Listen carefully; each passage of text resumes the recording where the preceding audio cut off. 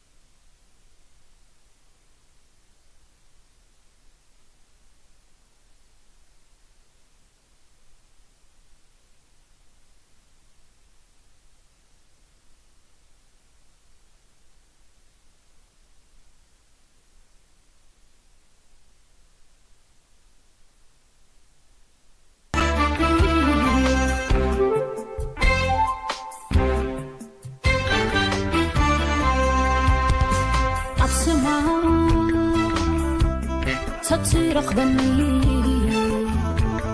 بلا لخندو مذكر كني عبسماي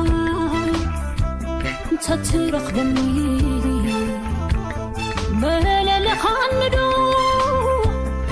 مذكر كني سميدو ملائكة بصيتدو فقريدو مبلكا نعصيدو مبلكا ملل خندو مذكر كندو ملل خندو مذكر كندو اسمع تترخبني أنا نخندو مذكركني عبسما تترخبني أنا نخندو مذكركني سمعيدو ملحاي افعيدو عيدو نبل عتيدو نبل ملل خمدو نذكركني ملل خمدو نذكركني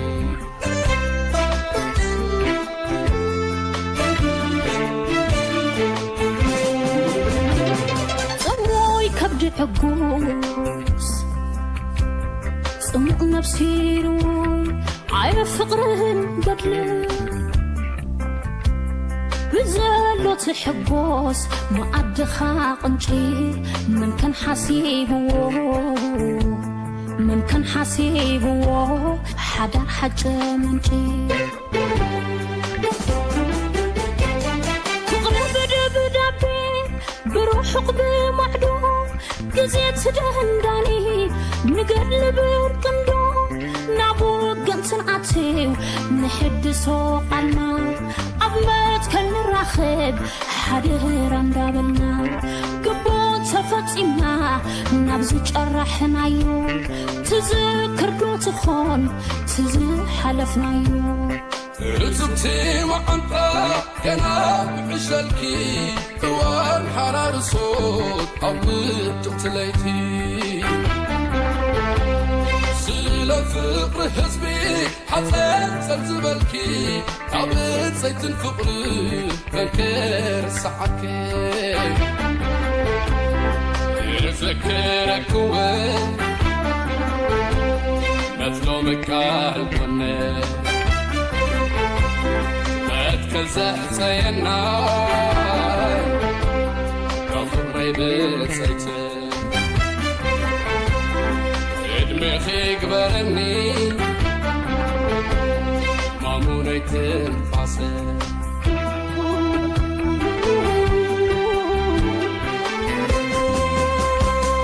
علم تفتيها علم زير أخا أبتي خلقاي علي كميلونا برخا نعطي لعلاي سماي أنك عريت أمت بلبيري إكا فقر زي موت تسمعي تدبن سلمت متيم لني وتوز سئنكا دا مسالني شمع عنداو لأخو برهاني إكا تشوكنا العالكو زي دك سكا عبتي خلقاي علين مراخب دون خون نصوهات دينا تاخوي زي خون مذكر كان دو ديزي والكوخا تذكرن وي نجي كان ديخا مذكر كان دو من خان دو مذكر كان دو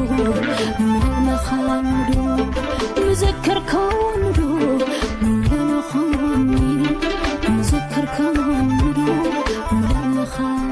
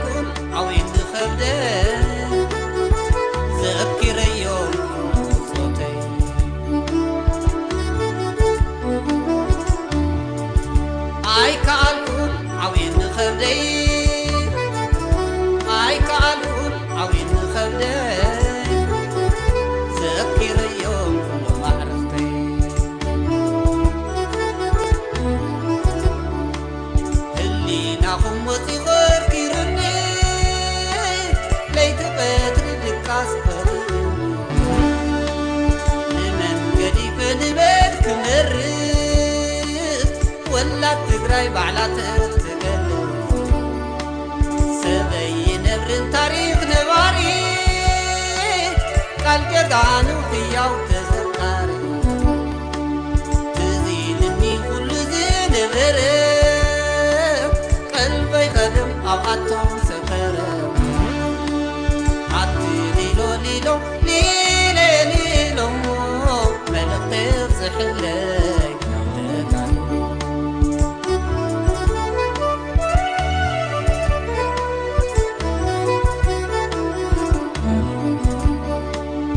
ኣቲ ሊሎ ሊሎ ሊለ ሊሎሞ መልእኽቲ ጽሕለይ ናብተጋሉ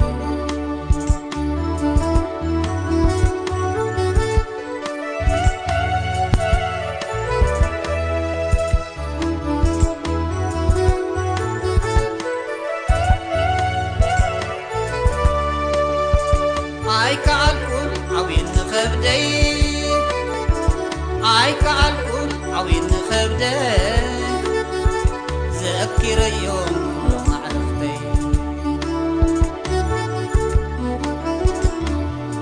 ሓየሎመይ ክብል ከላዓሎ ግርማ ተጋዳላይ ነጥካ ኸብሎ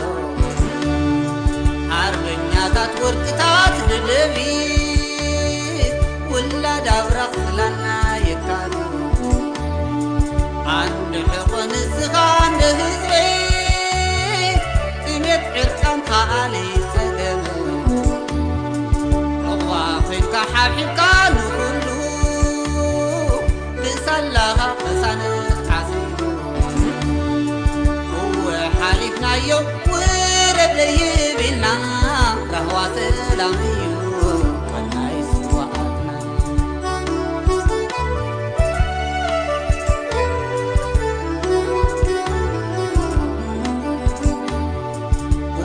ሓሊፍናዮ ውረድ ለይብልና ረህዋ ሰላም እዩ ዋናይ ስዋኣትና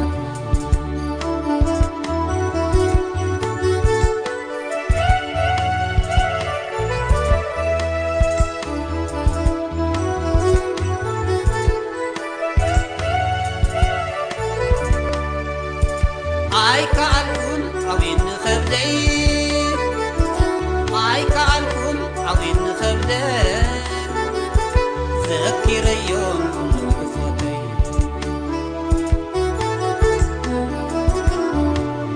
ሓደ ልቢ ሓደ ሓሳብ ኮይና ኣነ ንሞት ተጓኢና ንሰላም ንፍትሒ ደም ከቢልና ተጻሒፉ ታሪክ ጅግንነትና መሬት ዓደይ ዝተሃቢ ቃልኪ እንታይ በሉ ኣና ምስ ደብኺ ተርኣየኒ ናብራ ተጋድሎ ኣይከኣልኩን ከመይለ ክጸሮ ሳውነለይ ብረር ኣሞራናይ ሰማይ ብስራት ሓድነት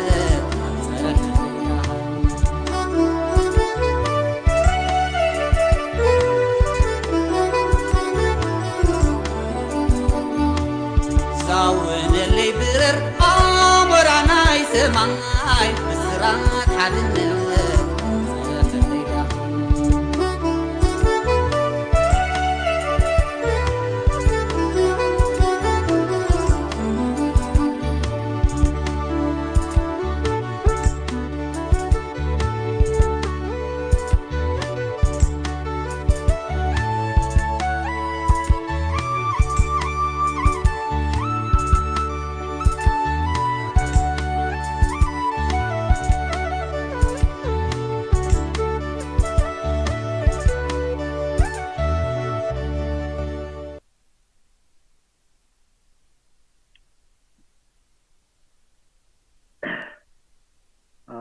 Welcome to the memorial. Can everyone hear me? Yeah, Salam. You good? All right. Would you make Muhammad Amara co-host Liliti? I won't. Please? Okay.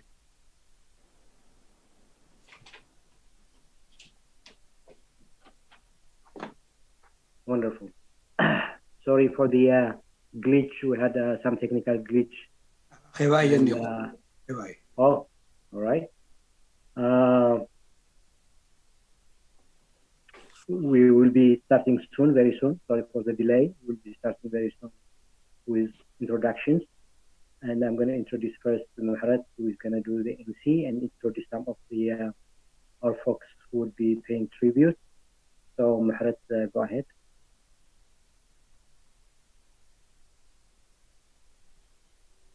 Thank you, Dr. Solomon. Can you guys hear me? Nod. Yes, we can. I'm assuming you can. Good morning and good afternoon, all. Again, I'm Mehret Amare, and I welcome you all again. So it is certainly with the heaviest of hearts that we welcome you all today. But we are, however, grateful for this opportunity to have you join us as we remember the many men, women, and children that have lost their lives to this devastating war in Tigray. We hurt and mourn many of our beloved people, but today we will memorialize a few of those that have fallen, a few of our fallen heroes.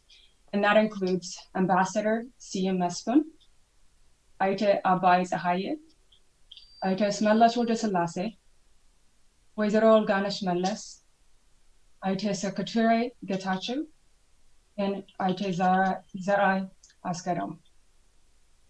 I would like us to actually take a moment of silence, of remembrance. Please join me.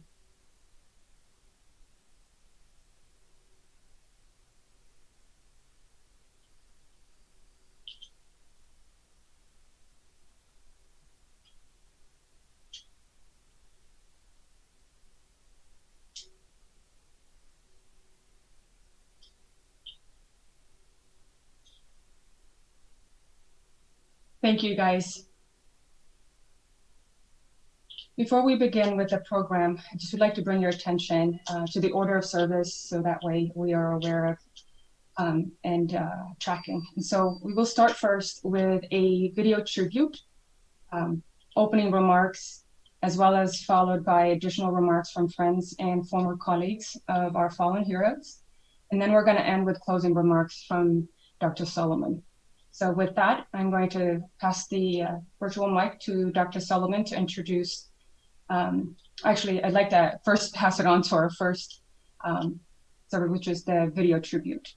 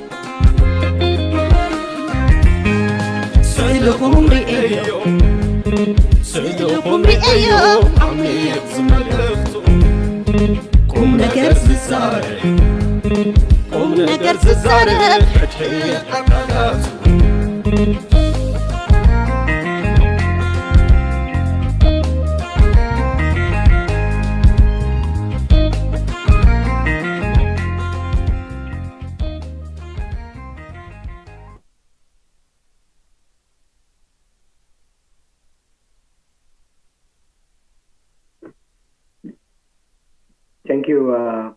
I stand for Tigray for such a wonderful and superb tribute. I really appreciate Luam and her friends, the younger generation, for bringing this to share with us. I would like to introduce Ambassador Birhane ገብረክርስቶስ. Ambassador Birhane ገብረክርስቶስ is one of the early veterans of TPLF, but also represented his country, Ethiopia, in several capacities, starting from foreign affairs, representing PRDF prior to getting into ID in the United States. He has been the ambassador of the United States and to the European Union and served his country very well. He knows all of these friends back all the way to college and had everything bad and good, and must be very painful for him. But he's going to nevertheless give us an introductory remark. Would you please give the floor to Ambassador Birhane ገብረክርስቶስ? Thank you.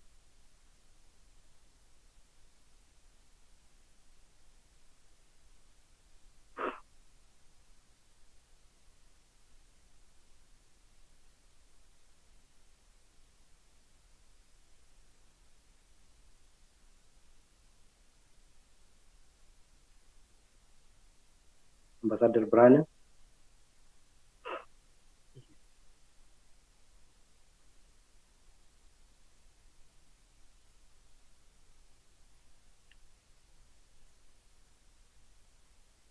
With a yellow profile picture, delete here together. Ambassador Birhane. Each profile, one. Okay. We can hear you. Good afternoon. Thank you for allowing me. Thank you for allowing me to speak with you all today. We're all gathered here to pay our respects and to express our deep sorrow as a collective loss the people of Tigray are experiencing. Today marks day 81 of the war on Tigray. The reports that reach us from our families, despite the telecommunications blockage, are truly heartbreaking. So many children and elderly women and men have lost their precious lives, and we mourn this loss. Every Tigrayan has experienced a loss from this war. I have lost those that I call my brothers and sisters, those that I have known for nearly all of my life. They are not only my family, but also my comrades and colleagues.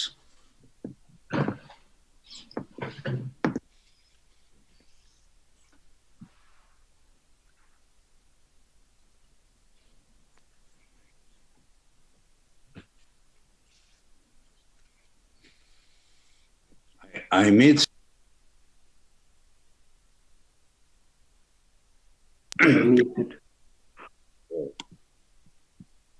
CU Mesfin at Addis Ababa University when we were both students in the 70s.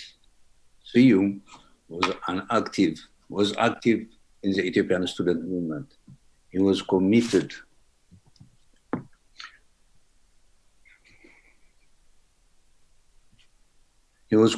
to improving and uplifting his people from poverty.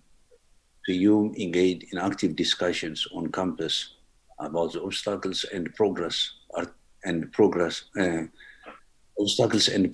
and articulated the case for democratization of Ethiopia, which includes the land issue and national question.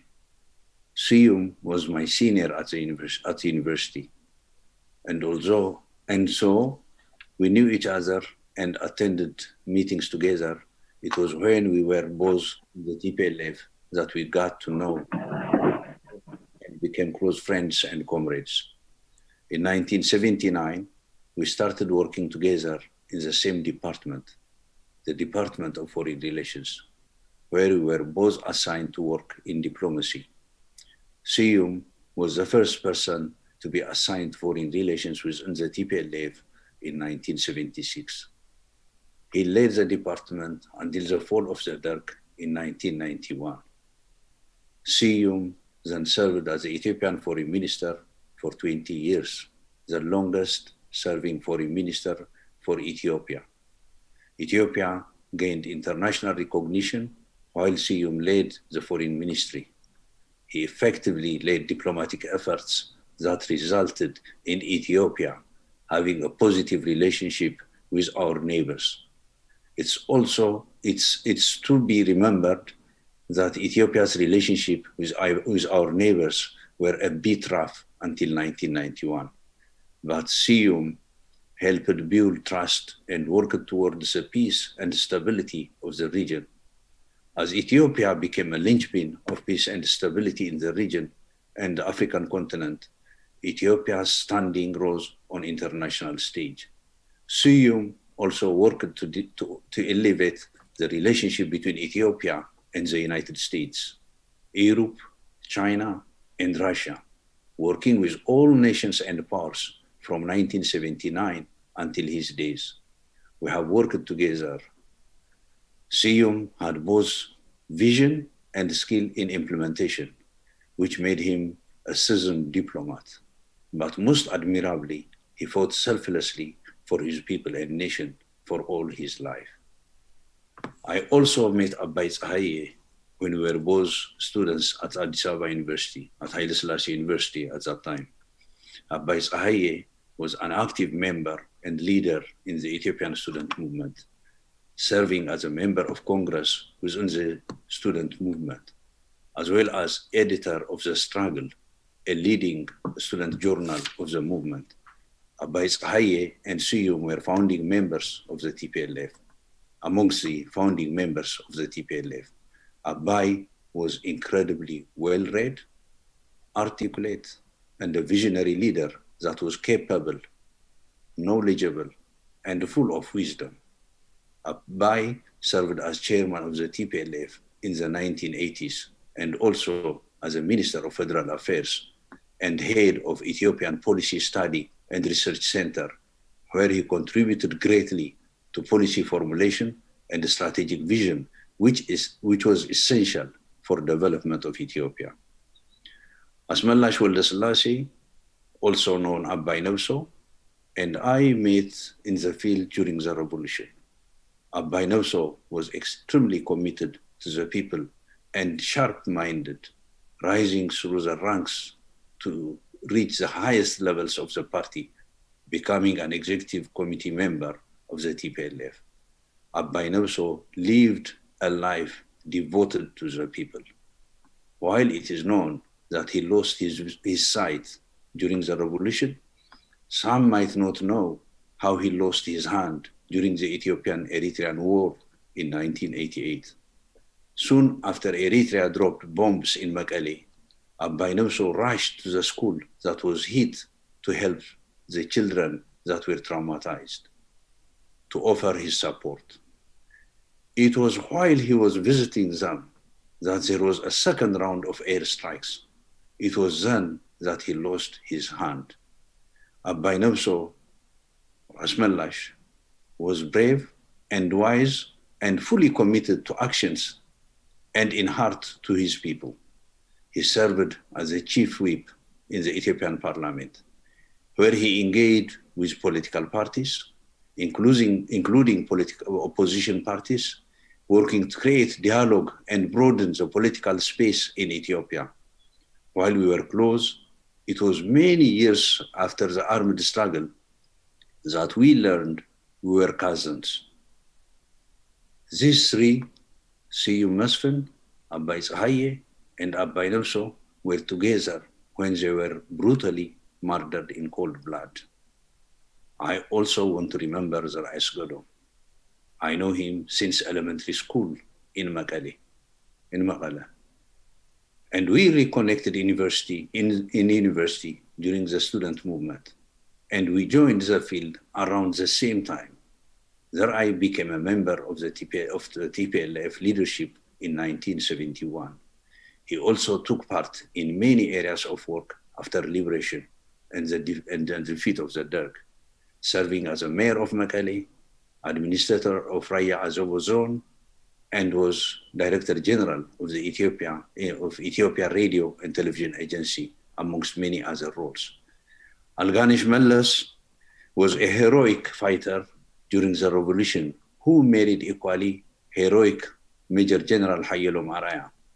I first met her in early 80s in the field. She was hardworking and dedicated. She worked for the people all her life. She served in Washington, D.C., working in the Ethiopian embassy, as well as working in the Ethiopian mission to the United Nations. In this war, we have lost Sekou Toure Getachew, Daniel Asafa, Abeba Asgadom. They were highly committed to the people and selflessly worked for the nation's development. The words I have shared now do not capture the full extent of who these heroic individuals are or their contribution as a whole. It would require much more time than I have given to speak. These were all devoted and selfless leaders that are loved and cherished by their families and their people. The names I have mentioned do not capture all those we have lost. Having the opportunity to speak right now, just a few minutes ago, I received a call from Tigray. A shocking message, because what's happening in Tigray now is another intensification of brutally killing the whole people, mercilessly, with no consideration, in a way that it is impossible to imagine.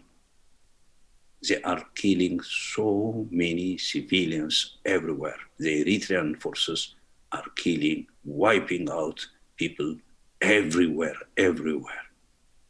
They have completely destroyed Adaga Arbi, which is in the central part of Tigray. It's not a small town now. It has tens of thousands of people. It's been completely demolished, as they demolished Zalambesa in 1998, 1999. They have completely demolished it. And they have completely demolished Adifutau. Adifutau is in the central part of Tigray. It's in Hasa district. It has been completely devastated, completely destroyed. And they have killed 48 priests in a small town. As you know, there are so many priests in Tigray, and they have wiped out, they have killed 48 priests in a small village. This is a type of murder, this is a type of genocide that's taking place in Tigray. War crimes, genocide.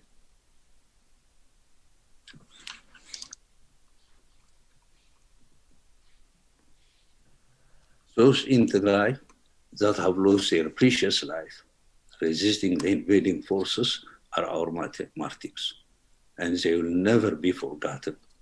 Their days are not in vain. Their legacies will live on as the people of Tigray carry on their vision for peace, stability, and development. Thank you.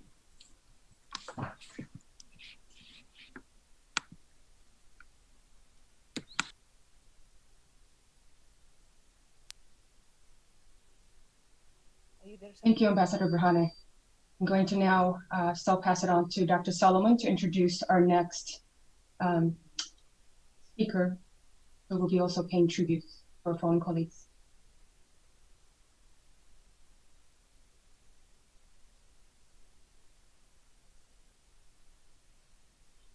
Dr. Solomon? Not sure if you were able to hear me. Give me a second. Yep. Sure. Professor Alex Doyle, a good friend of Ethiopia, a good friend of Africa, I'll be honored to introduce him. Alex Doyle is Executive Director of the World Peace Foundation, Research Professor at the Fletcher School, Tufts University, and Professor Fellow at the London School of Economics. He worked on the Horn of Africa and on humanitarian issues since the 1980s as a researcher and practitioner. He was the author of the Human Rights Watch report, Evil Days, 30 Years of War and Famine in Ethiopia, 1991. Doyle's recent books include The Real Politics of the Horn of Africa, Money, War, and Business of Power, which is dedicated to the memory of Meles Zenawi and mass starvation, the history and future of famine 2018. Professor Alex Doyle has been voice to the voiceless of Tigray, particularly over the last couple of months. He has pursued and made sure the world knows what's happening in the Horn of Africa, particularly in Tigray and the war on Tigray. I'm honored to call upon Alex Doyle to pay his tribute. Thank you very much. I'm honored and humbled to be called upon to say a few words at this time. We're meeting at a time of unspeakable tragedy and loss. And we are all deeply aware of the uncounted numbers of people in Tigray who are in mourning for their loved ones, including many friends and family who perished in war, of hunger and disease, or at the hands of cold-hearted killers. And our prayers also go out to all those who go to bed every night not knowing of the whereabouts of their family members or their fate, and whose first thought in the morning is a dreadful anticipation of what the news of the day may bring. And we also cannot forget those who a generation ago sacrificed so much beyond ready comprehension in the struggle for liberation. Let me say a few words, and I will just say a few about His Excellency, Minister, Ambassador, Comrade Siyum Mesfin, a man of the people, a peacemaker, a patriot, a devoted husband and father, and a friend. And I will be brief because I've had the privilege of being able to pay my tribute already in public. And I know there are many others here who want to take this rare opportunity to speak. So I'll just say a few words, first of all, about my first impressions of meeting Comrade Siyum, as he then was, in the field in 1988, on the back of a captured Russian military truck that served for 3 nights as the traveling field central committee of the TPLF. It was more like a traveling seminar.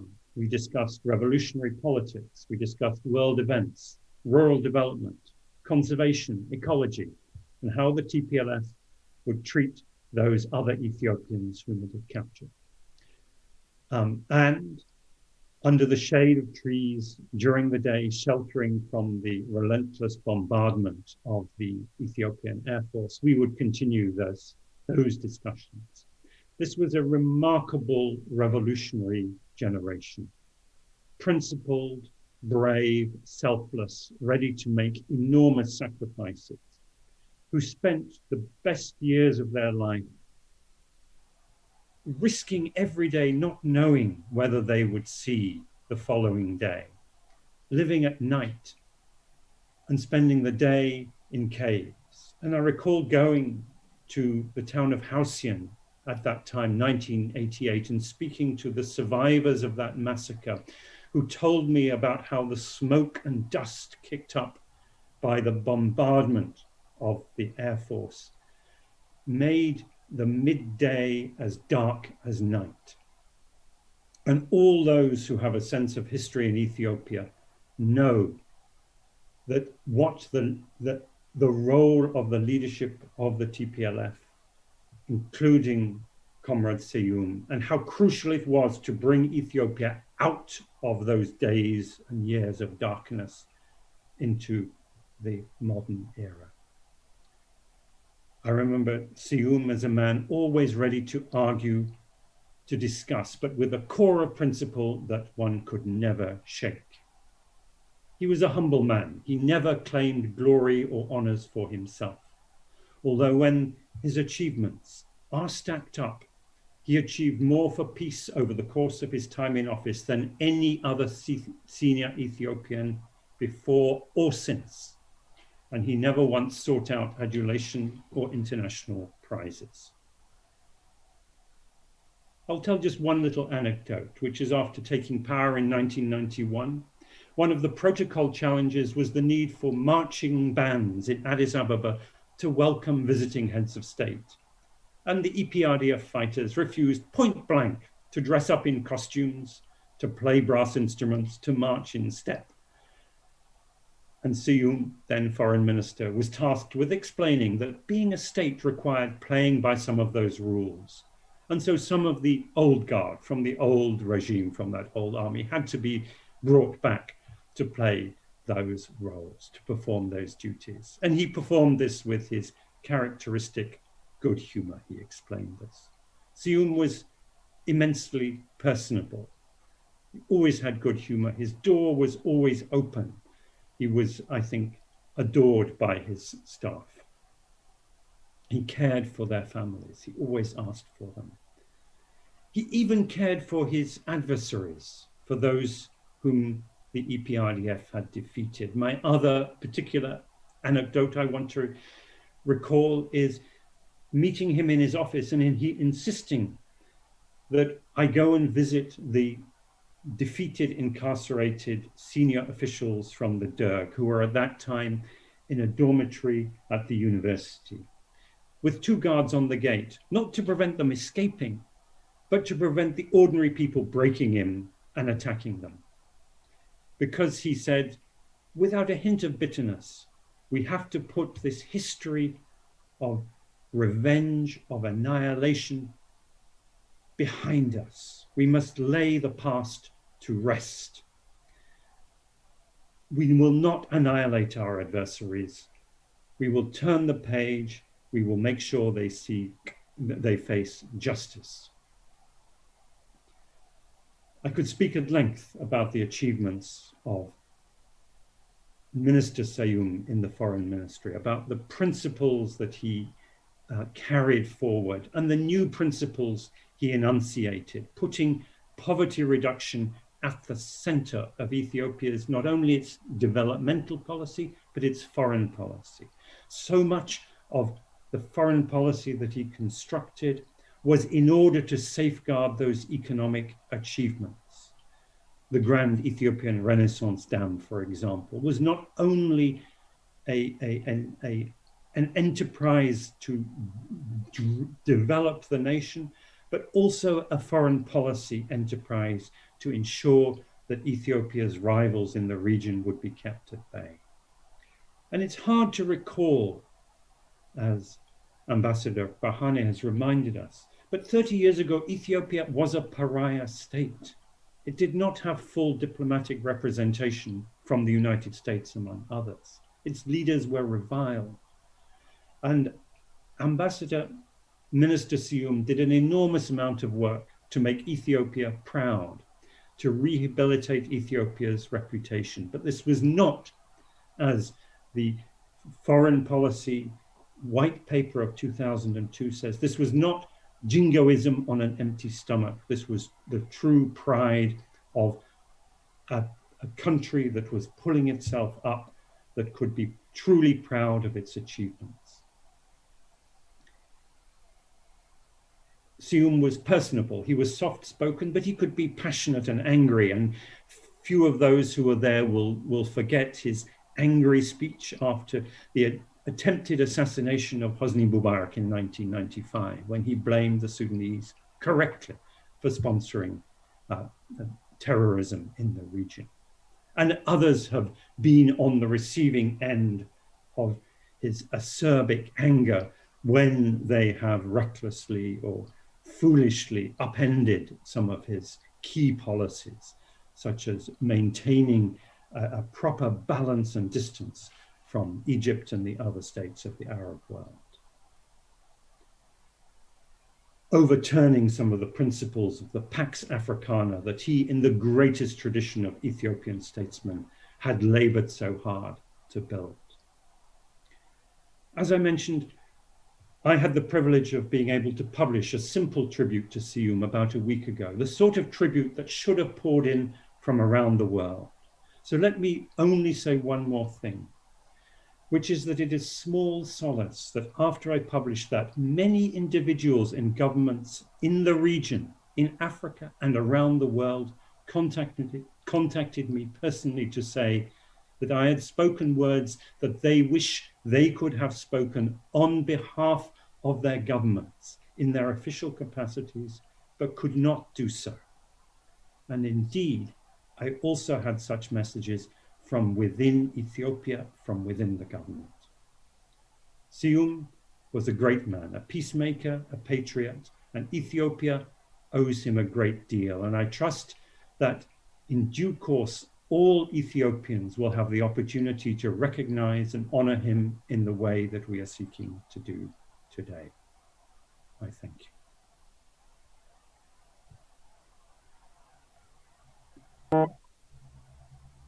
Thank you, Professor Alex. Maharat, would you introduce Ambassador Cohen? Sure. Thank you again, Professor Doyle, for this wonderful reflection. Next, we have Ambassador Hermann Cohen. Ambassador Cohen had a 38-year career as an American diplomat. In 1991, when he was Assistant Secretary of State for Africa, he presided over the mediation of the 29-year Ethiopian Civil War that resulted in the independence of Eritrea in 1993. Now it is with pleasure that I invite Ambassador Cohen for his reflection. Thank you very much for the introduction, and I'm very happy to be joining you today here from Washington, D.C. I first met Seyum Mesfin when we began the mediation of the long Eritrean-Ethiopian War, and he was on the TPLF delegation.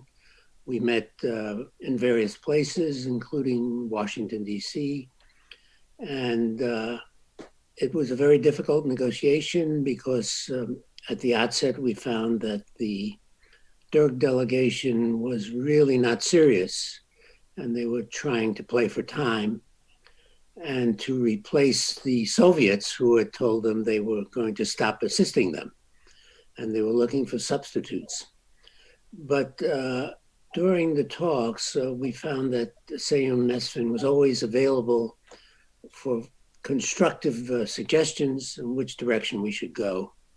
And I think he played an important role in the final decision to bring about a referendum in the Eritrea that eventually led to the people of Eritrea choosing independence. And and then when he became a foreign minister, I continued to see him because I was the chief of Africa for the State Department. And I remember visiting in July of 1991 when there was the TPLF under Mela Zenawi organized an all-parties conference in Addis, and I was invited to represent the United States. And he was very considerate of me because he said, you know, the people hate you because of you, Eritrea is going to become independent. So I insist that you have a full security, you know, an armored car and all sorts of people with guns protecting you. So I was happy that he was looking out for my safety at that time. So we became good friends, and over the years, I talked to him frequently about problems in neighboring countries. And when I retired from the State Department in 1993, I joined the Global Coalition for Africa, which was an intergovernmental organization that sought economic reforms in Africa. And we had annual meetings, and he always came and made good contributions to the idea of reforms. And I remember when there were Ethiopians who were opposed to the EPRDF, who had written articles and that sort of thing. And I talked to him, I said, I hope you understand that this is good for democracy, that you do not punish Ethiopians who disagree with the government. And he said yes, and he kind of disagreed with Meles Zenawi on that. But I credit him with having a more tolerant government under the EPRDF. Now, what is happening now in Tigray, I think, is totally horrible and is totally unnecessary. There was no reason for violence in Tigray, and I think it reflects the strong possibility that the current government intends to be an authoritarian regime in the image of the Derg. What I fear is that we're seeing the Derg coming back in disguise, and this is horrible. And I think the fact that Seyum Mesfan was murdered reflects the evil intentions of this current regime, and I feel very badly about that. So I want to endorse everything that Alex DeWaal just told us about Seyum Mesfan. He described the same person that I knew, very creative, very interested in finding solutions to problems, a great Ethiopian patriot. And I mourn him as well as the other martyrs of Tigray. Thank you very much.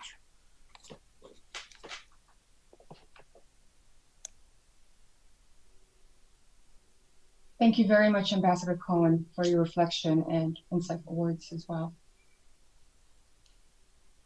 Next, we have Ambassador David Chin. Ambassador Chin was the U.S. Ambassador to Ethiopia from 1996 to 1999 and is now an adjunct professor of African Studies at the Elliott School of International Affairs at George Washington University. Welcome, Ambassador Chin. Thank you very much for inviting me to comment at this memorial service.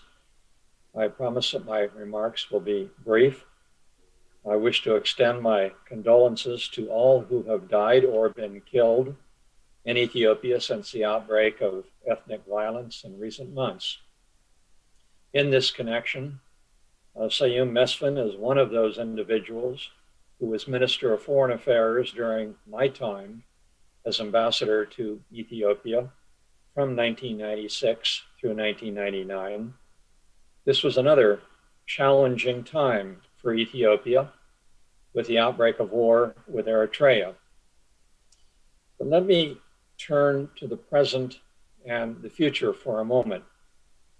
There now needs to be an investigation and accountability of all human rights abuses that have occurred throughout the country during this dark chapter in Ethiopia's history. International and domestic aid organizations should be granted immediate and complete access to Tigray region to alleviate a looming famine and the current humanitarian crisis there. It is essential that Ethiopians inside the country and in the diaspora end the hate speech on social media, whoever the target may be. In my view, the best way out of Ethiopia's current dilemma is a national political dialogue followed by a free and fair elections. I offer my personal hope that the current crisis comes to a peaceful end where compromise prevails and Ethiopia remains a unified and vibrant country. Thank you again for permitting me to speak at this event. Certainly. Thank you so much again, Ambassador. Next, I'm going to ask Dr. Solomon to introduce our next two speakers. Thank you. Next, I would like to introduce Martin Plaut. Martin is a former BBC News Africa editor, now a retired senior researcher fellow at the University of London. Over the last couple of months, he has been covering the Horn and particularly the war on Tigray. And he has been making all he can for the world to know and give voice to the voiceless. I'm honored to invite Martin Plaut to pay his tribute to the fall.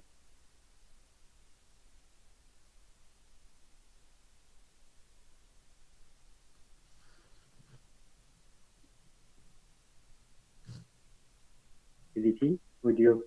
Hello, Mr. Plaut, you're unmuted.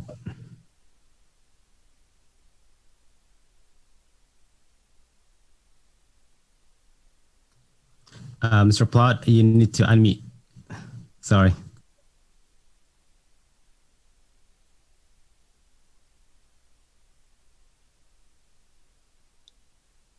Yep. Okay. Yeah. Sorry, I wasn't able to unmute you. You didn't allow me to. But I think you can now hear me. Yes. We can hear you. Thank you. I won't repeat what has been said before. I mean, it's appalling. In the last day, I interviewed somebody who has just come out of Ethiopia and Tigray, a young woman. And what she had to say was utterly appalling. I mean, both the events inside Mekelle, which I'll return to in a moment, but the way that she was treated when she got to Addis after 9 searches before she was allowed to actually get on the plane, and many searches there. And the security forces said to her, they said to each other, she's a T, she's a Tigrayan. And, it's clear that ethnic profiling is now endemic across Ethiopia. And she said, I didn't even feel like it was my country anymore. I've lost my country. That is how she felt about it. And the story that she told of the treatment of people in Mekelle, and I'm sure it would be repeated around the region, probably much worse, in fact, of rape, of killings, of bombings. And my own background in the Horn of Africa comes not through Tigray, but through Eritrea. I went there twice during the War of Liberation and afterwards as well. Now, although I visited Ethiopia and reported on it for the BBC, it wasn't the way I came into the Horn. And the one thing she made absolutely clear, and it has been repeated time and again in this current war, is that the Eritrean troops are by far the worst behaved, utterly brutalized. I'm afraid what Isaias has done to his people is beyond belief. And the results you now see on the battlefield and the atrocities they are committing are absolutely indescribable. Well, I suppose they should be described. As a journalist, one should describe them, but I won't attempt to hear. And she was describing one particular incident, which again, I won't go into, but where an Oromo soldier actually intervened and said, how can you do this to people? And the Eritrean said, yeah, it's what we do. This is what we order to do. And the destruction that the Eritreans are enforcing on Tigray, the looting, the desecration, the removal of religious artifacts is absolutely appalling. And I think while, of course, we should remember those that have been named today, we should remember those that are not named and those, the ordinary people who are dying. And I say this, I remember reporting the 84-85 famine. I remember dealing with it. And I shudder to think that we could be in a similar position again where, you know, the dead are mount up, not just in dozens, but in hundreds and in thousands. And that is what really horrifies me. I mean, the people of Tigray in their own lifetimes have been through 3 wars: the War of Liberation, the Border War, and now this war. And this is an intolerable suffering that people are being required to put up with. And I think it's utterly appalling. And the fact that, you know, the African Union negotiated Cyril Ramaphosa. I mean, I'm a South African by origin, you know, my president in a sense, although I'm British, you know, negotiated for 3 former African presidents to mediate, to end this war. And the Ethiopian president accepted it. Immediately rejected by Prime Minister Abiy. Immediately rejected. Why? Did he actually want this slaughter to go on? And this is what is now happening. And, you know, we have to accept that this is utterly catastrophic, what is going on, because the people of Tigray are now fighting not just the Ethiopia and Amhara forces, but also the forces of Eritrea. And now we learn in the last week or so, you may already have known it, the Somali troops. And this could have consequences which go far beyond Tigray, across the whole of the region. And as the US Institute of Peace made clear, I think the day after the war erupted, that this could lead to the collapse of the Ethiopian state as a whole. And the consequences are beyond our understanding. I think this is such a dangerous moment, and the suffering that all this would involve. I don't want to use hyperbole.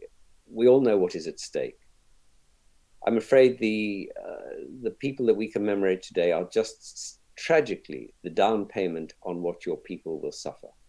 And this is something that we must work on. It is incumbent upon us in the outside world to highlight what is happening, so that you do not bear this cross on your own. Beyond that, I don't know what to say, except to extend to you all, as a people and as individuals, my condolences. Thank you.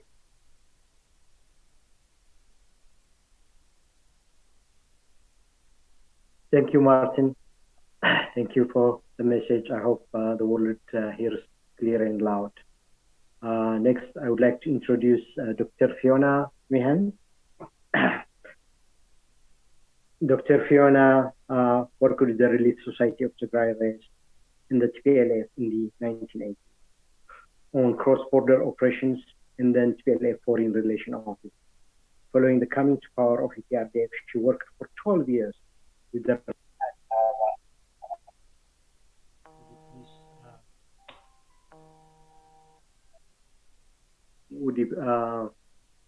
Marhawi, would you please run Dr. Fiona's message tribute? Yes, thank you, Dr. Solomon.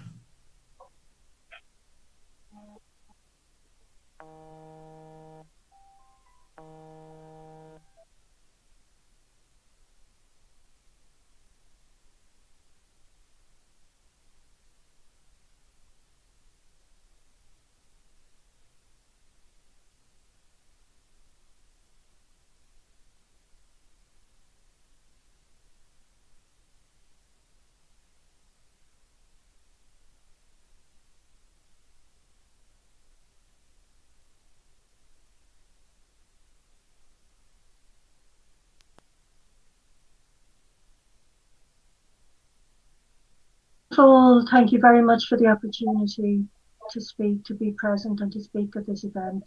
It's a great honour for me. And I'd like to particularly express my sympathies with the families of those who died, who've been killed, and those who've been captured during the past weeks. And what an incredible personal tragedy, as well as a loss for so many others that this represents.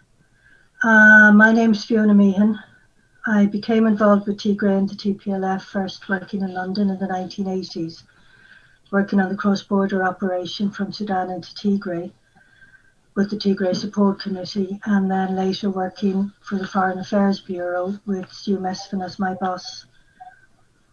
I'm still in contact with some of the others who were involved in support work during that very intense time of famine and civil war. And I know that what I'm voicing here is a very widely shared sense of disbelief and grief among all of us. What drew myself and those others at the time to support the struggle in Tigray encompassed both the recognition of the brutality of the Mengistu regime and the clear necessity of removing them. But the politics and quality of the political leadership of TPLF, particularly people like Stu Mesfin, Abay Tsahai, Meles Zenawi, Sephat Nega, and so many others. And among the many vivid aspects of the first life-changing cross-border trip into Tigray in 1986, there were three aspects of TPLF and the struggle there that particularly stood out for me. One was the relationship between the TPLF and the people, and the way in which they continually refer to the fighters as their children. And it was very, very clear to what extent this was genuinely a people's struggle. Secondly was the whole political aspect, the very, very strong political thinking, analysis, the integrity of the TPLF leadership and the kind of political context and education that they stood for.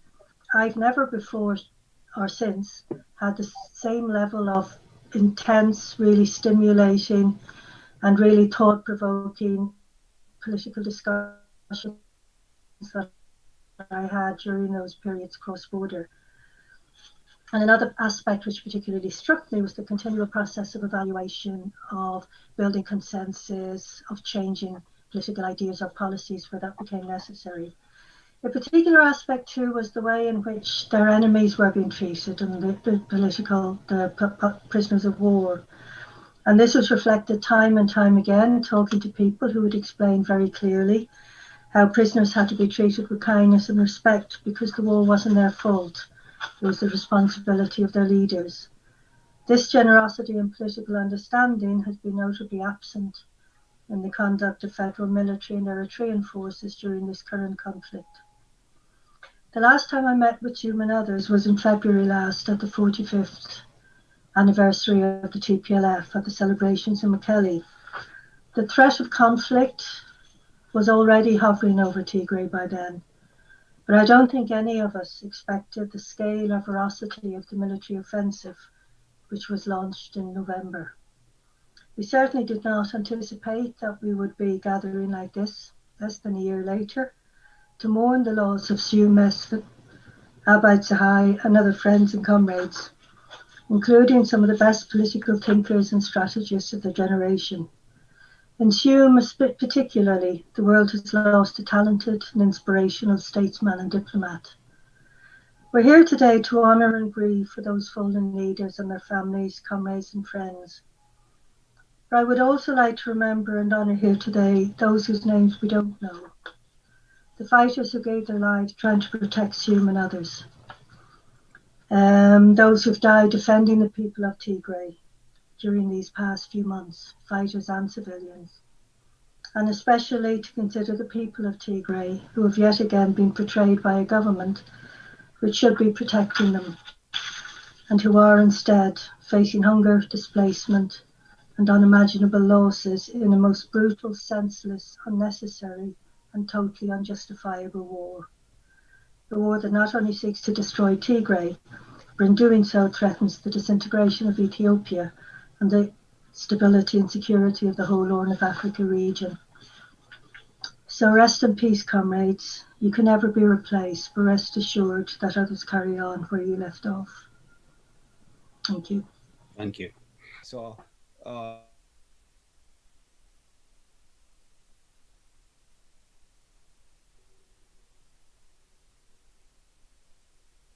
Dr. Meehan, that was fantastic. Thank you so much for those words. I'm going to go ahead and now introduce our next speaker, and that's Miss Jenny Hammond. I should say Dr. Jenny Hammond. Dr. Hammond first visited Tigray in 1986, the invitation of the TPLF, and returned in the following years to record and monitor the conduct of the struggle against the Derg.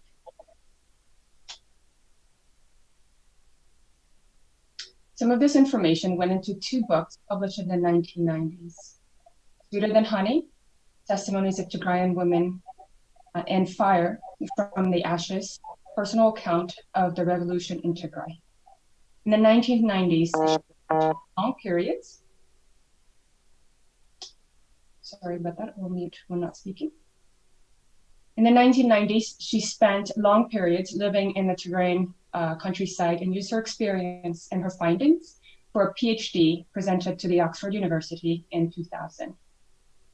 And I ask now Dr. Hammond to give her reflection and welcome.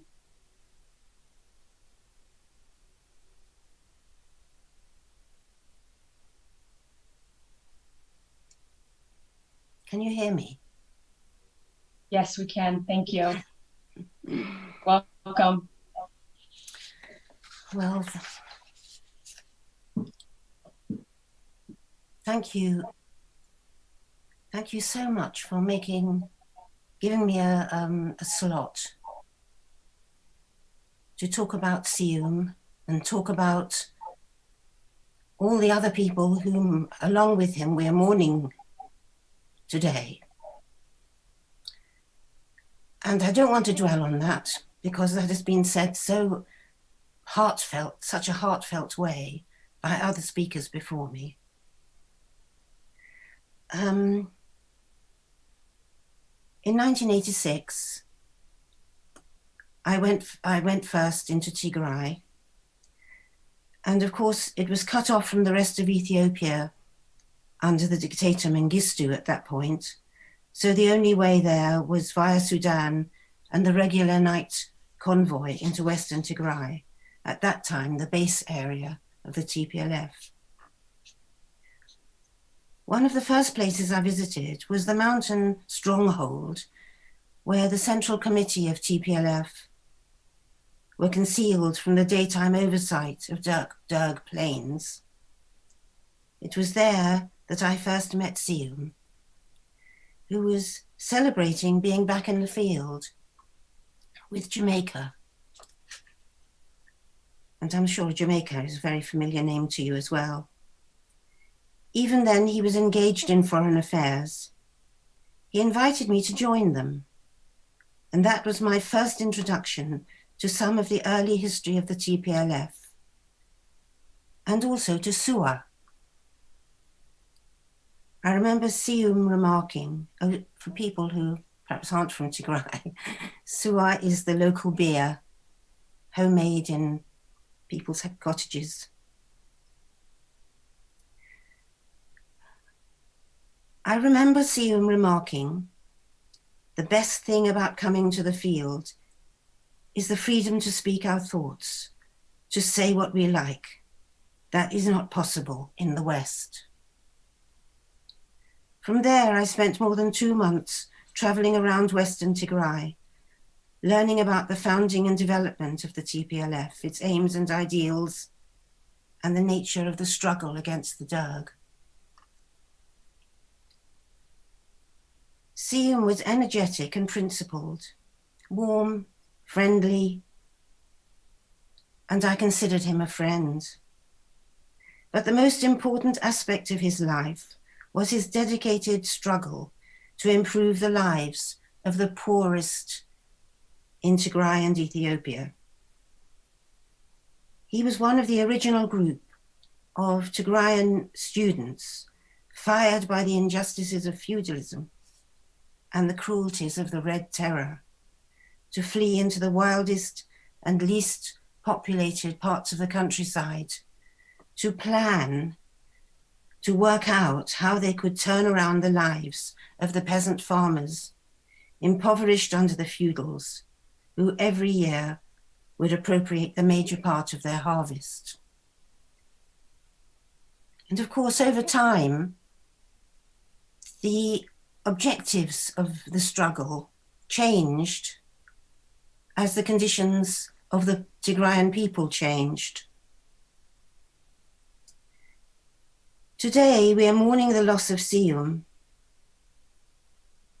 and also so many others who in recent days and weeks, possibly months, have been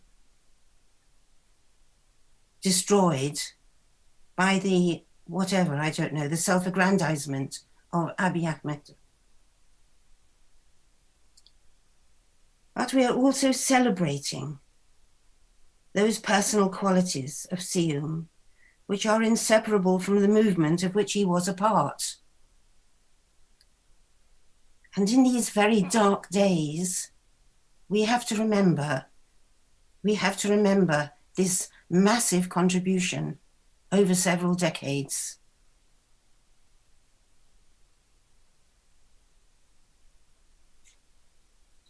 I learned about these early years from Siyum, Meles, Gebru, Jamaica, Azgede, I mean, the list goes on. The early fighters, first of all, and the women and men also, and especially women who were still in very backward positions, even educated women who became fighters in Tigray.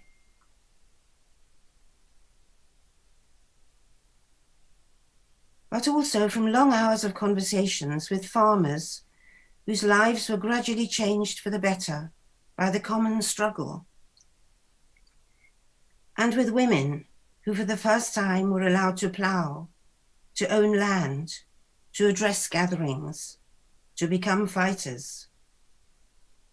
Although interrupted by the violence and self-aggrandizement of Abiy Ahmed, I do believe that the achievements of the Tigrayan people will stand in the memories like a beacon of those who survive the present darkness.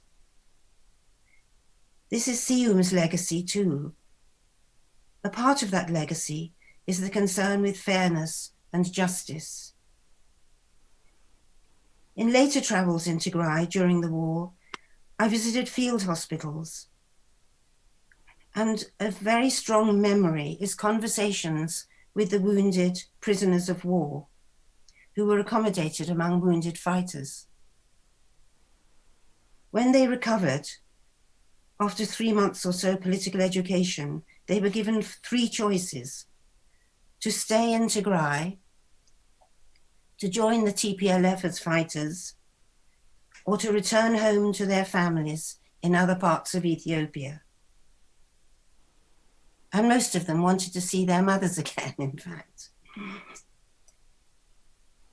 And revenge was not one of the, as Alex said earlier, was not one of the important things that the fighters even considered. Siyum also, in his career in foreign affairs, was known as a solver of problems without recourse to violence, a peacemaker. In my time in Tigray, which I can genuinely say has changed my life and the course of my life, especially my times in the countryside, I quickly learned what a poetic people the Tigrayans are. No mourning at funerals, no wedding, no celebrations take place without the local poet in attendance. So today it seems fitting to finish this short tribute to Siyum with a poem of my own. If you like, you can all share in the send-off, share in the we of the poem and the gathering it refers to, even though on Zoom, could be this one today. To Siyum. I tell you what, old comrade, as you seem so set on going, we'll come with you to the ferry, cheer you on and wave you off. It's a dismal place. I've seen it for myself. The jet is dressed in water's slippery weed, like long green silk. The river mist most days hides the other bank, turning midday into twilight. This time, we'll wait with you, tell heroic tales of your past deeds, bring honey cakes for you adorned with pomegranate seeds, and at the jetty's side, we'll sing old songs of your adventures, of fearful trials we've shared and exploits we are proud of. We'll cram our memories so richly that together, ever afterwards, it will be, when all's done, as if you've come right home again, as if you'd never gone. Thank you.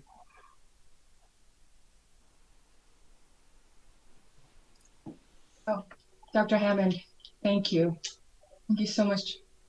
Speaking of your memories of Ambassador Siyum, remembering our many beloved people that we've lost, as well as for this beautiful poem. Great. Next, I'd like to introduce Professor Jatil Tronpal. Professor Tronpal is a social anthropologist and a professor of peace and conflict studies. His research political developments, conflicts, and human rights in Ethiopia and in Eritrea for 30 years. He's authored 10 books, dozens of articles, and have worked as an advisor to peace processes and human rights assessments for a variety of international agencies and foreign affairs ministries. Welcome, Professor.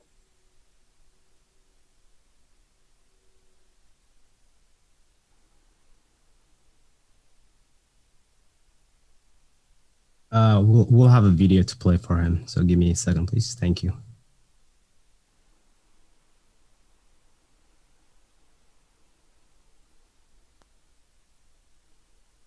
Thank you for inviting me. I am Professor Kjetil Tronvoll from Norway, and I'm honored to be invited to say some few words on this occasion. First of all, of course, my deepest condolences and sympathy goes to the families, relatives, and friends of all the martyrs and victims of violence in Tigray during the last 2.5 months. My deepest sympathy and condolences goes also to the families of Siyum Mesfin, Abayt Sahai, and Asmelash.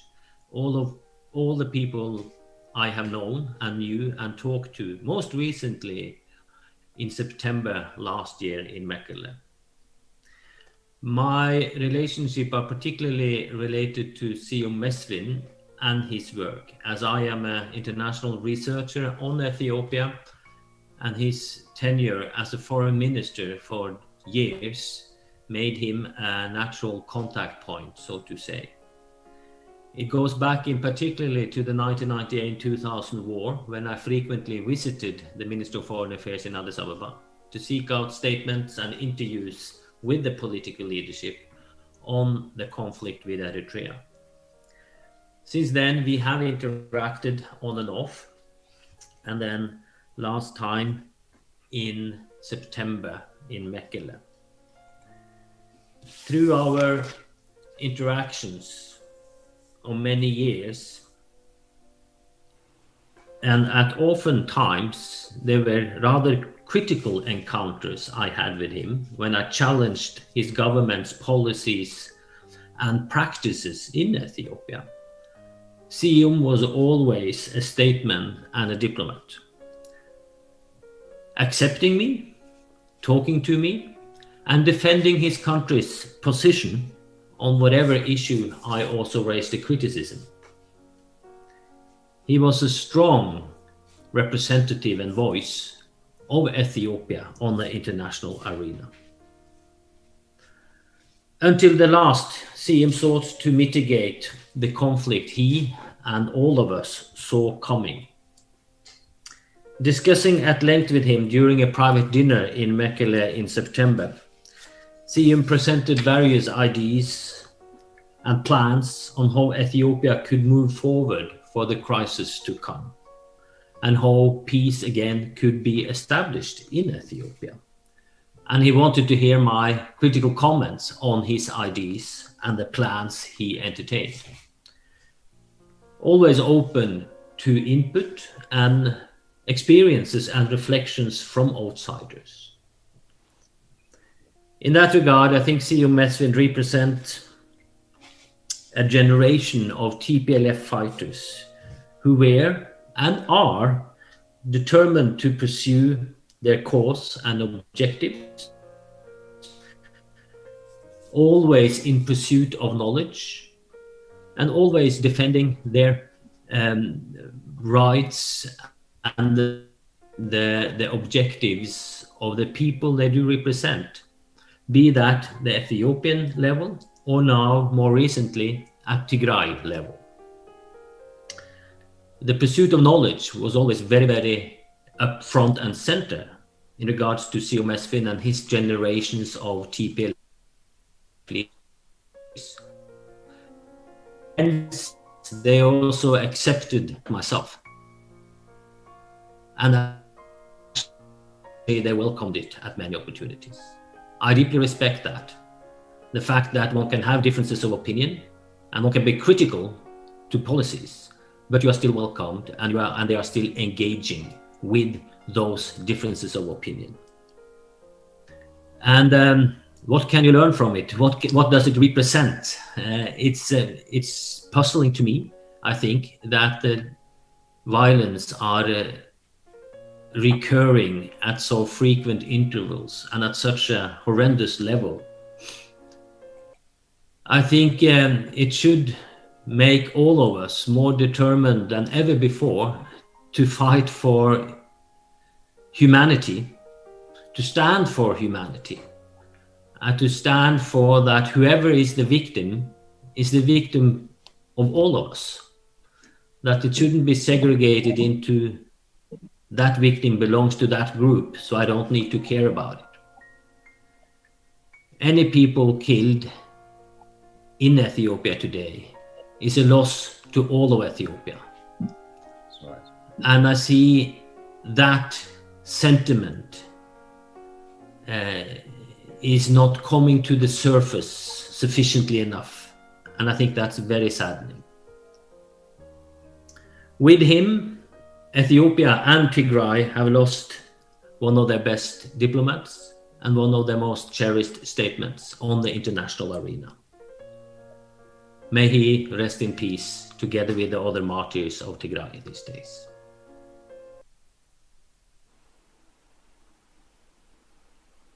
All right, back to you, Mehret. Thank you. Greatest appreciation. Go ahead, Doctor. Thank you for a wonderful tribute, Professor Tromwell. Next, I would like to introduce very good friend, long-time friend of Ethiopia, Ms. Gail Smith. Thank you. Can you hear me? Yes. Thank you for inviting me today, and to all of the Ethiopians on this call, thank you for sharing your country. It's a country that I think has changed the lives of all of us who have spoken. And I am sorry beyond measure that your beautiful and infinitely capable country is once again plunged into the abyss of war and of famine.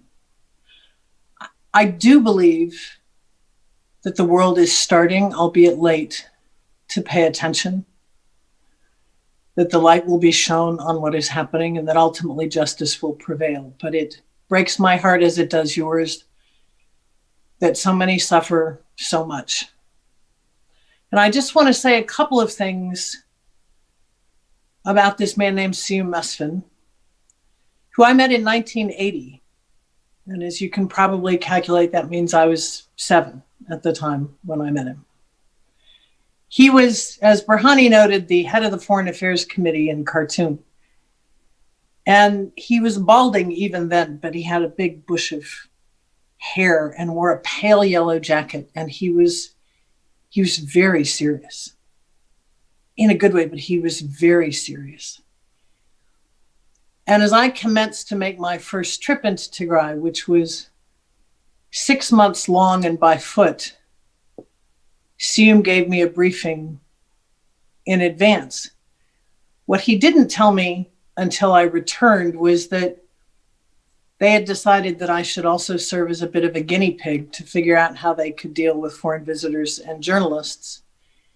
And he knew every single thing that had happened on the trip, including the many, and it may sound strange, practical jokes that took place in the middle of the night as we walked through the deep and dark mountains.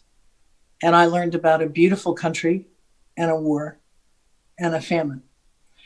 And I worked with, engaged with, talked to Siyum throughout the famine, through the end of the war, that Ambassador Cohen described, through the dawn of a new Ethiopia in the early 1990s, and into early this fall.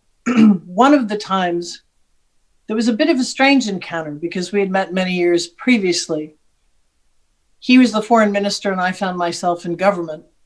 And I was part of a team that was negotiating between Ethiopia and Eritrea around the border war.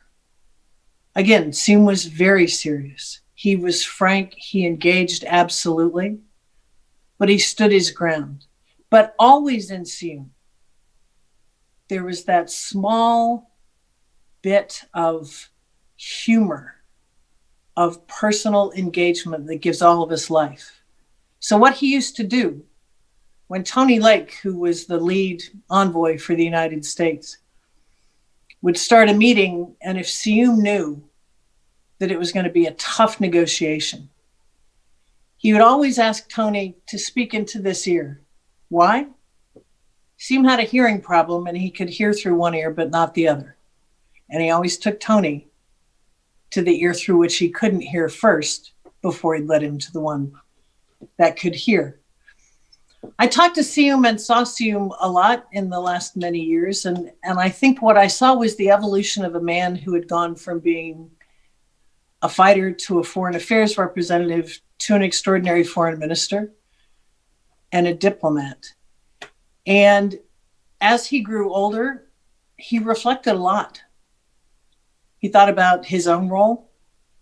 He thought about the movement's role. He thought about the past of Ethiopia, not to glamorize it, but to take lessons for the future, because that's what he was always focused on. And my last conversation with him was about how to prevent another war. His loss is, I think, unbelievable for everyone who knew him, given his vibrancy, his engagement, and that twinkle in his eye. But I think Siyum leaves us with several things, and the things that I have learned and I will always take with me. Never fear to ask a question. Never fail to engage, even where you disagree. Don't spend too much time in the past, but learn from it to build a better future. And work as hard as you can to make sure that Ethiopia one day is big enough for all of its people. Thank you.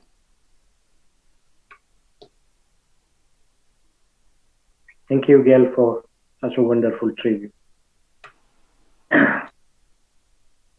Next, I'm going to introduce Councillor Graham Romans from Australia. Graham met with Siyum and others in the field in the 1985, working for Community Aid abroad, Australia, later to become Oxfam Australia, where they supported the Tigray through rest and directly through the PNF, the road construction project. And only the areas held by PNF, Haramare. Siyum appointed Graham as the Honorary Consular General to open the first mission in Australia in 1997 and continued in that role throughout 2014 when the embassy was opened in Canberra, Australia. Marawi, would you say the All right, thank you, Dr. Soma. Yes, thank you.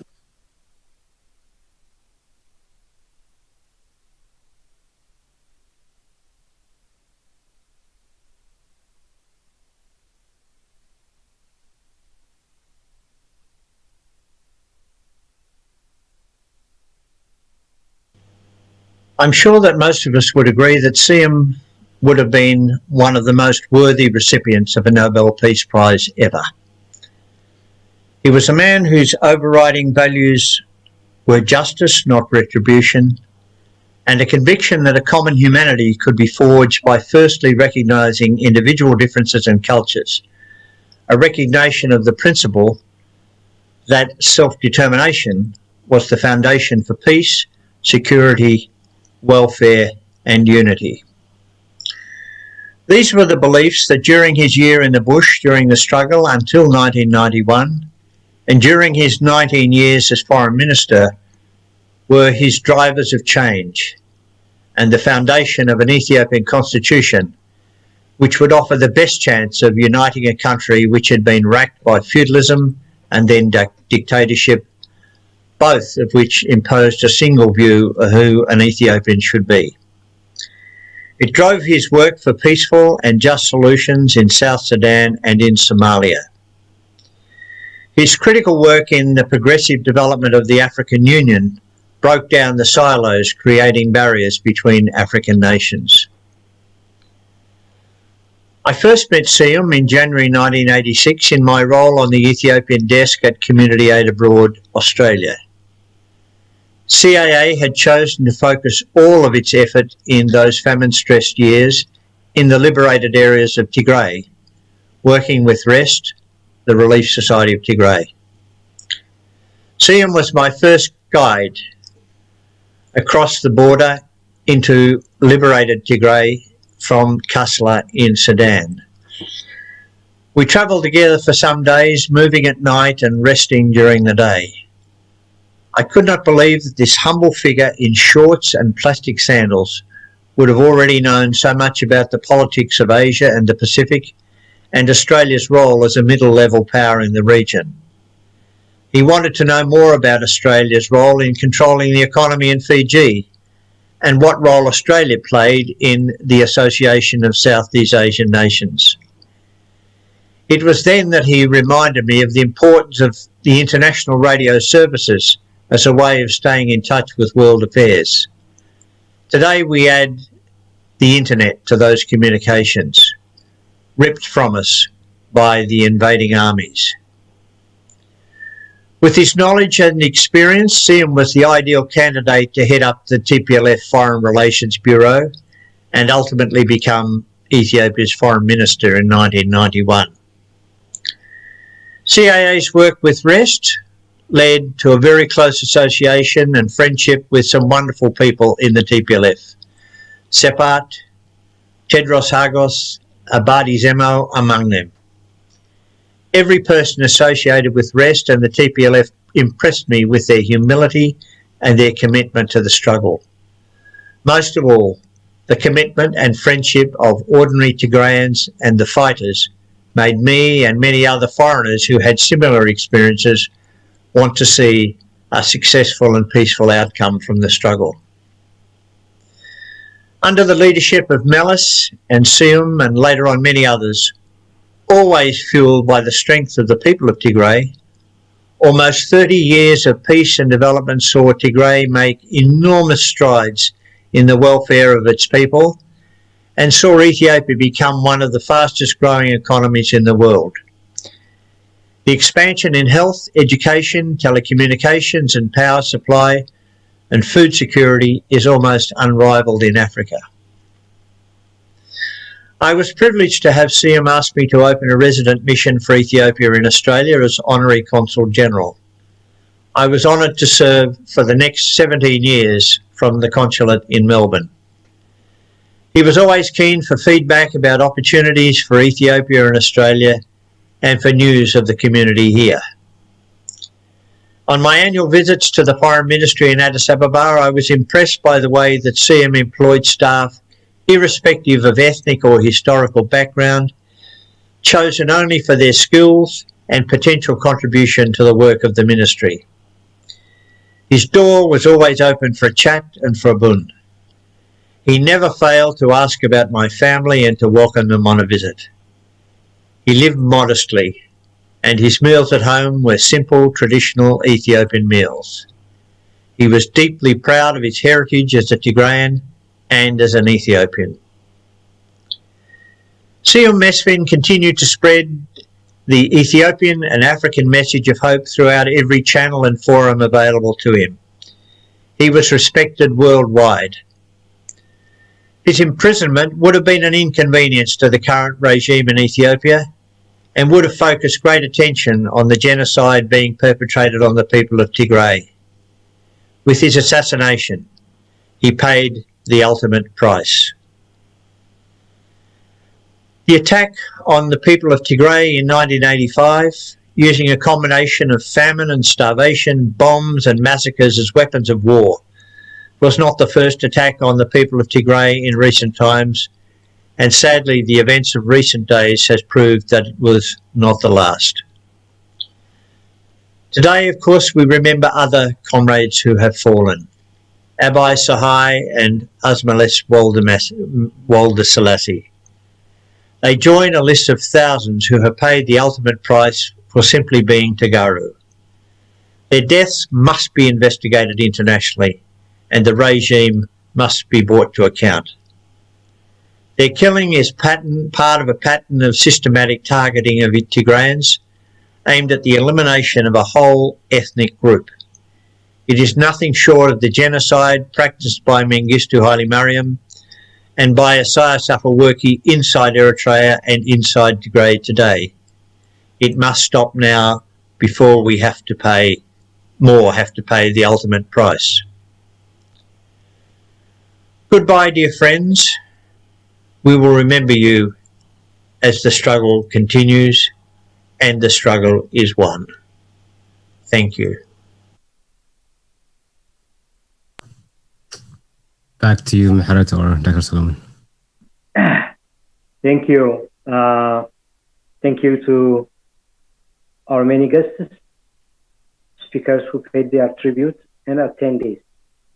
This event was made possible by a number of people, including my partner here, Meharet Amara, and the person who is manning this, hosting, Marhawi, and behind, Hammond, and many others who have made this possible, including Falama.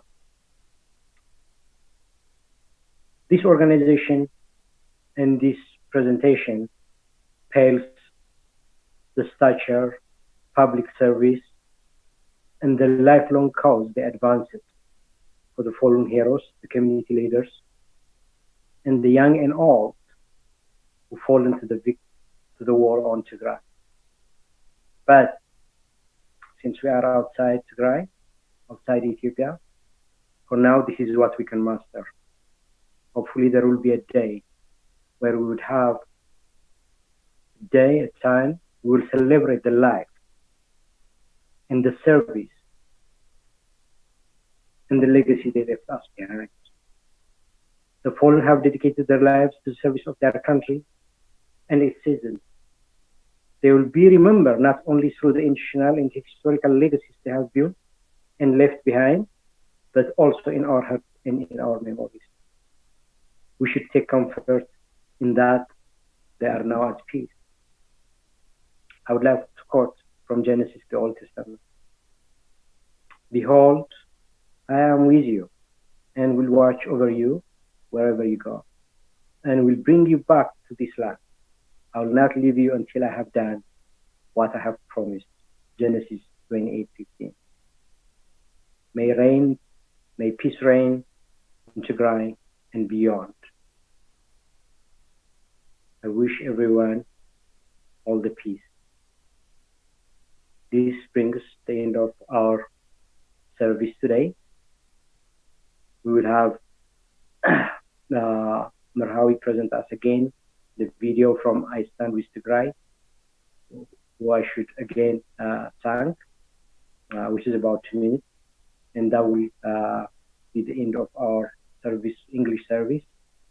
But attendees who would like to continue the service in Tigrinya will be automatically and immediately following this one. Thank you, Marhawi.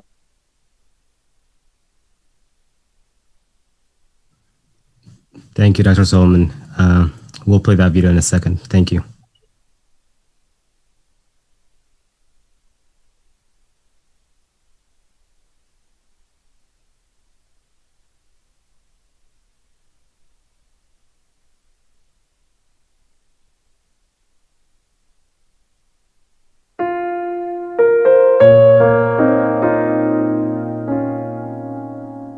After the Rwandan and Yugoslavian genocides in the 1990s, the international community said, never again.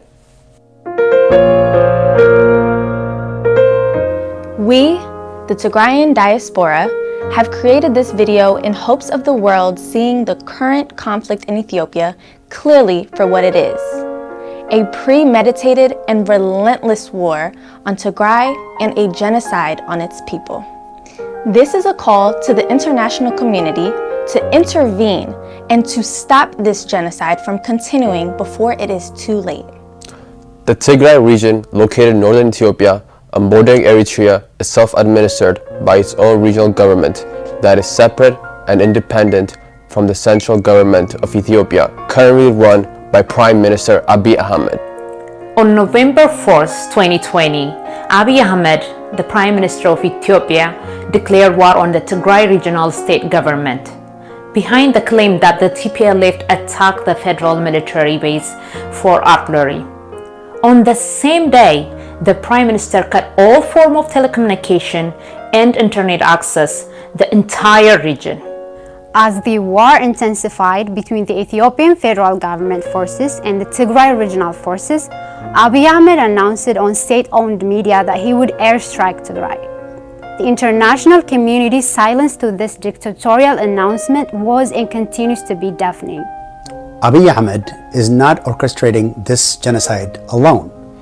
Abiy Ahmed has enlisted the support of various armed groups from the Amhara region, including Amhara Special Forces, local militias, as well as a young vigilante group called Fano, to attack and dismantle the whole Tigray region and its people. Abiy launched the